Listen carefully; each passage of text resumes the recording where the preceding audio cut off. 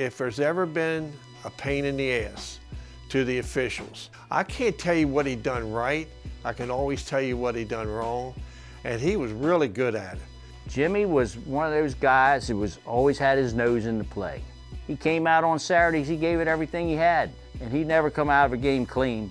He was dirty. He was like a groundhog after the game, you know what I mean? It was a real pleasure to have him the year that I had him and practiced against him and stuff to learn just how valuable he was. Jimmy Papa, linebacker for Millers in Midtown.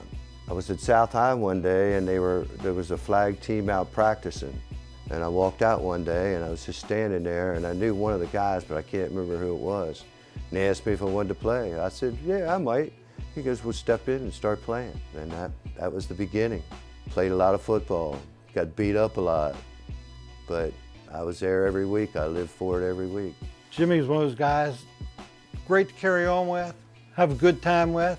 When he stepped on that football field, he was dead serious. He played for South High when I was there. I was a manager, like water boy gloriously. He was always had a big old neck roll on all the time, had his neck roll, hard hitting son of a bitch, man. I'm not sure how great his hands were at times, but yeah, I see him drop a couple, but he always made that play to bust it up.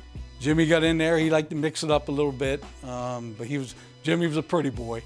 Jimmy get a little nick on his finger, and he said, oh, my finger. He was sneaky fast, which, you'd think, okay, I can beat this guy. And before you know it, he had your flag. He could read the quarterback's eyes. He'd watch, especially Bookharmer. Sometimes he didn't really look away. He would follow somebody the whole time, and Jimmy would read that and just, goodbye.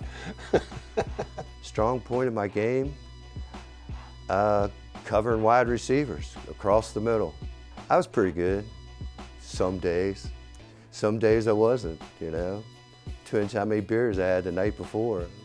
I always had a sense of where the ball was at and pull the flag like nobody else. If I didn't have somebody open, I'd be, had good enough speed to get out of the pocket and try to run. I know he'd run me down a couple times. I guess we went to the States that one year. We all went down in John Brittner's van. But of course we had a few beers going down the road, and when the doors opened, the back of the van, and we would come on the field and Pickle was standing over there watching us. We're going, oh shit, we're in trouble here. He goes, you clowns, you're drinking before the game? I said, well, we had to do something, Pick. It was a long ride down here.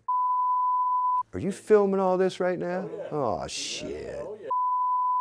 Wow, who would I like to thank? I'd have to thank old Pickle, because I put him through hell, and so did Steve and Rick. We were always riding his ass, and I always wanted to tell him I'm sorry, but I'd never do that. But I got a kick out of Pickle, because we loved Pick, we just gave him shit, and I wanted to throw that last dig in there at him, and I especially wanted to buy everybody a beer at the banquet.